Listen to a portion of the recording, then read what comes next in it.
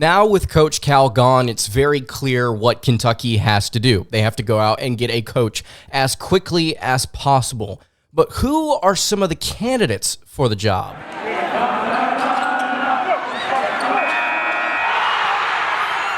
You are Locked On Kentucky, your daily podcast on the Kentucky Wildcats. Part of the Locked On Podcast Network, your team every day. All right, what's going on, Big Blue Nation? Welcome on into Locked On Kentucky, your daily Kentucky Wildcats podcast. I'm your host, Lance Dawe. On today's episode of Locked On Kentucky, we are going to be discussing potential candidates to replace John Calipari at the University of Kentucky. Also on today's episode, going to discuss players already departing the program in the wake of Cal's absence. What does this mean for Kentucky moving forward? I think there are some positives and negatives towards it. Going to talk about all of that on today's episode. Thank you so much for making Locked On Kentucky your first listen every single day. Want to remind everyone out there that we are free and available on all platforms. If you are watching on YouTube, please subscribe to the show, and if you are listening on podcast, I would greatly appreciate it if you subscribed there as well. So let's go ahead and get into it. Potential candidates for the Kentucky basketball head coach position. Obviously, there have been a number of names floating around the media sphere for the past, I want to say 2 years, really, with Coach Cal continuing to decline towards the end of his time with the Kentucky Wildcats. There was a lot of message board chatter about who would be next, what are some different names that we should be paying attention to, and now that it has finally happened, we're getting to really see those names kind of pick up steam. Today, I'm going to keep it very real with you. We're going to talk about some of these guys that I believe Kentucky would I think have success with, but also I'm going to point it out where I believe it's just very unlikely or almost impossible for Kentucky to pick up a couple of these different candidates. I mean, they have a chance with a lot of these guys, don't get me wrong, but there's one or two here that I'm not really sure Kentucky has a legitimate shot with, given where they are at currently. And let's start with the guy at the top of what I would assume is everyone's list. If you do not have this guy at the top of your list to replace Coach Cal, I want you to tell me in the comments below why you don't. At Locked On UK on Twitter as well, if you want to give me the your answer there. Dan Hurley of the UConn Huskies. I'm recording this before the national championship game tonight on Monday, recording this mid-afternoon on Monday. Dan Hurley of the UConn Huskies in the national championship game against the Purdue Boilermakers, looking to go back-to-back for the first time since the 2006-2007 Florida Gators. Dan Hurley has built UConn up into a very, very solid program. Again, there's not a lot of teams, not a lot of programs historically that have at least been in the position to do what Dan Hurley could potentially do tonight, which is go back-to-back, win two national titles at a very prestigious school. I would love to have Dan Hurley. I would love to have him for Kentucky. He gives the edge, the grit, the grind, the energy, the desire that Kentucky needs as a program.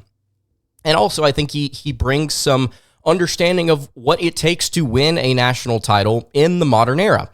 Obviously, Hurley has done a phenomenal job both as a recruiter in the high school ranks and in the transfer portal ranks, putting together a very dominant roster for 2 straight seasons. He lost a lot of pieces from last year's squad, and yet UConn is better this season, more dominant in the NCAA tournament, I might argue. So Dan Hurley of the UConn Huskies would be my number one choice. He would be, I think, a lot of people's number one choice. But is it realistic, especially so if he wins a national championship tonight?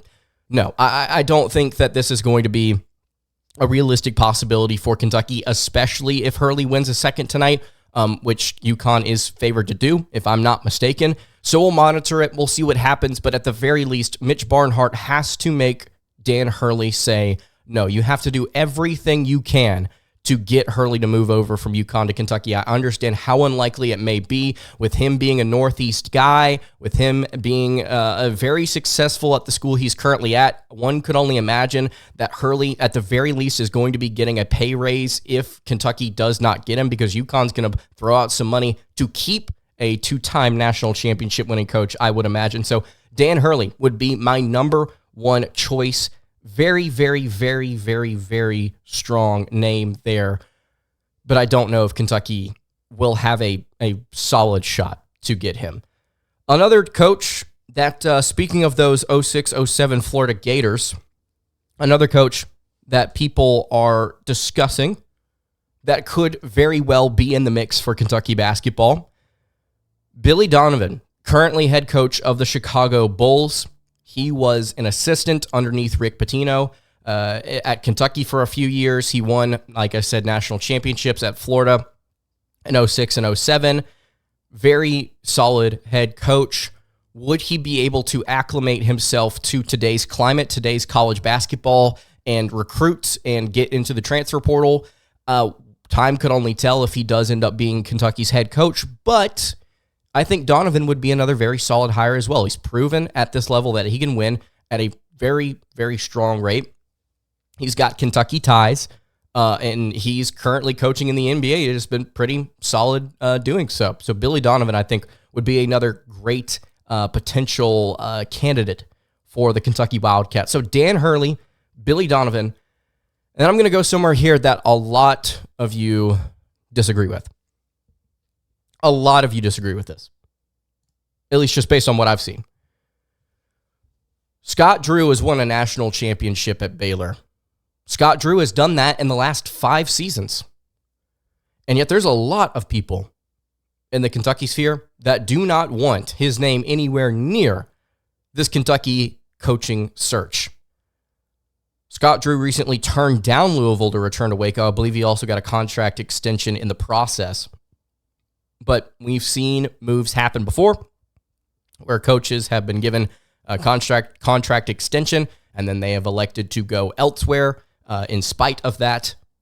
2021 National Championship did it with a solid blend of transfers and recruiting talent. He's a good recruiter. He is a solid X's and O's head coach. He's also proven that he can coach defense, although this year was a little bit of a step back in that department. Baylor has been solid on that end in previous stops with Scott Drew.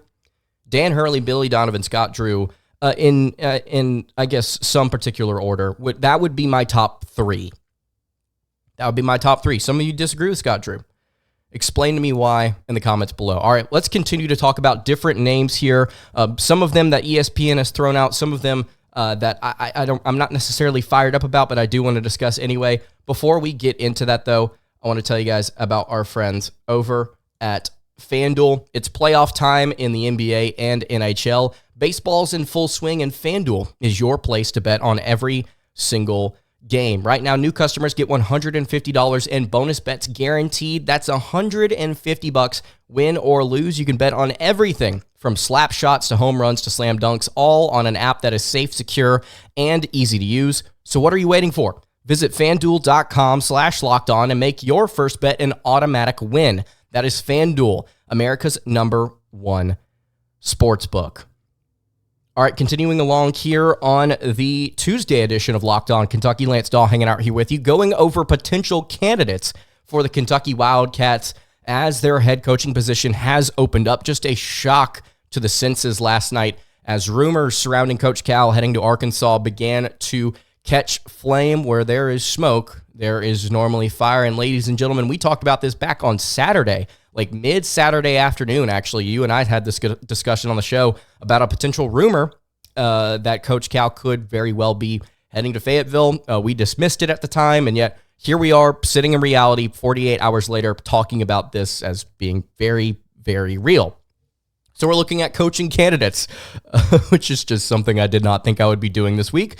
Dan Hurley, Billy Donovan, Scott Drew, 3 coaches that I think could be interesting. Let's go with a 4th here.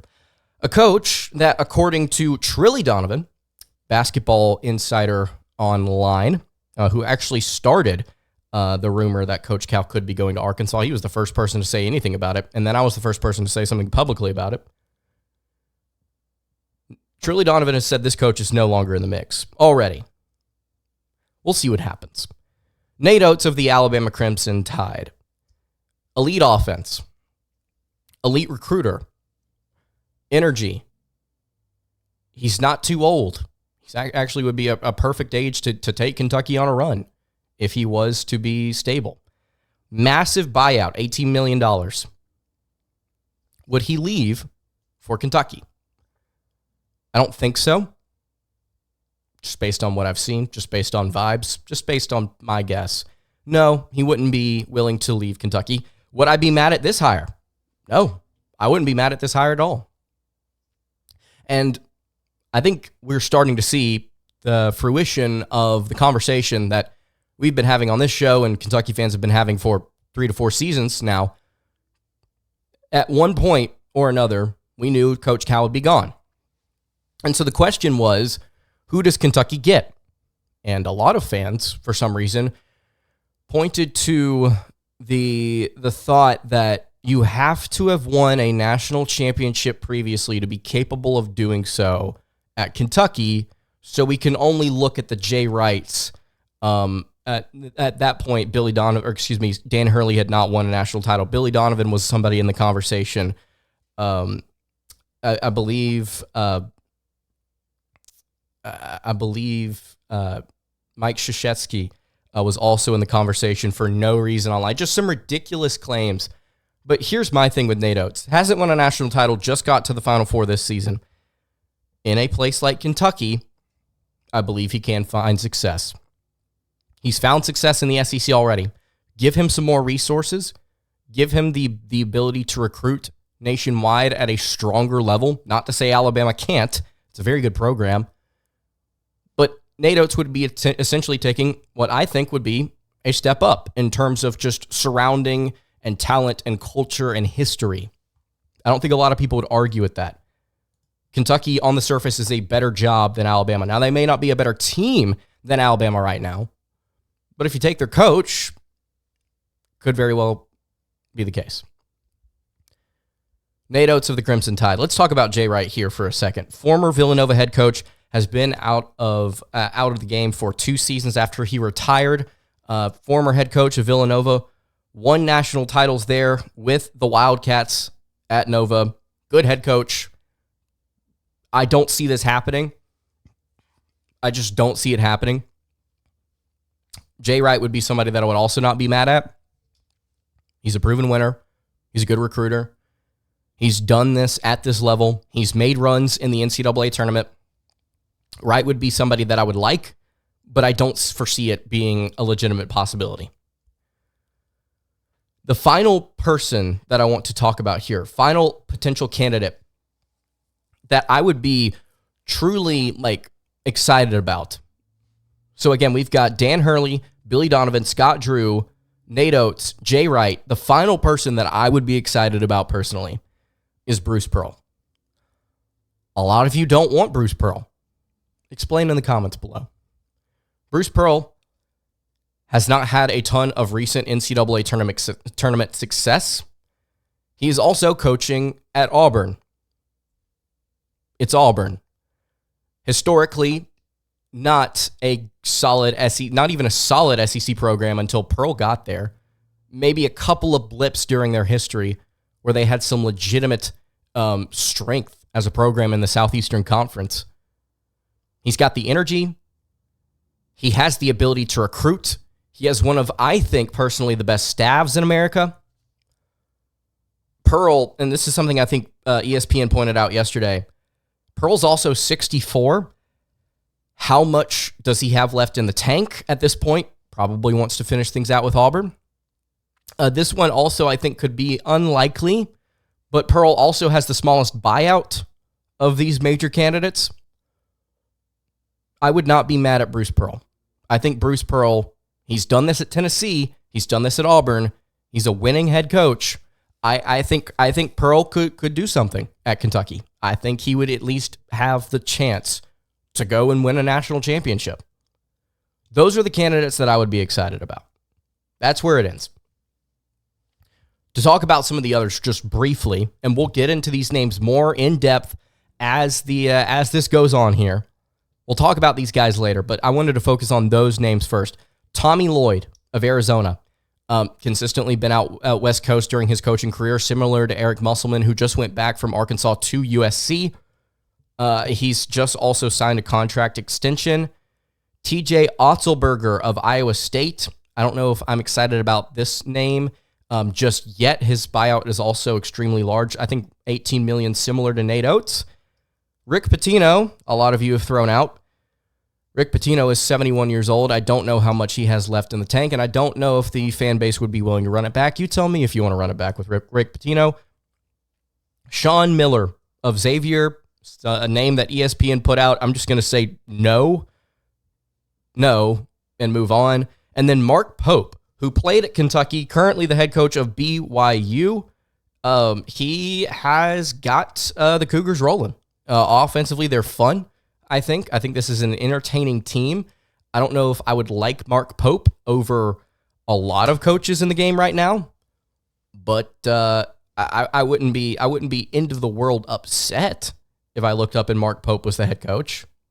I just think there are a lot of other better names out here. So that's the head coaching search right now. We will dive into these names further as this develops here. We'll get to see what Dan Hurley says. We'll get to see what some of these different coaches say, yes or no. If Nate Oats is truly out of the game here, where does Kentucky turn? I think that Scott Drew is a bigger name than some people want to think he is. A lot of people don't like his personality, which I don't understand. If he's winning, why does it matter?